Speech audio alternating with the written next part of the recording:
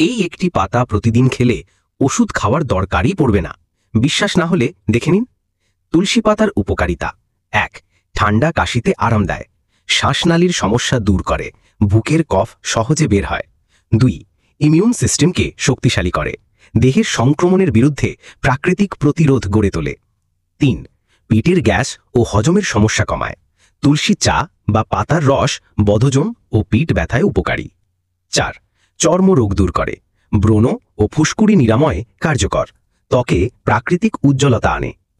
৫.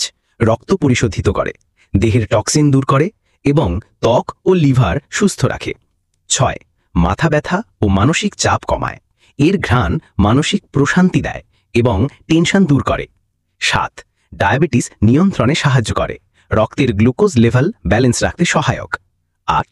Antiseptic ও জীবাণুনাশক, ক্ষতস্থান বা সংক্রমণে লাগালে জীবাণু মরে যায়।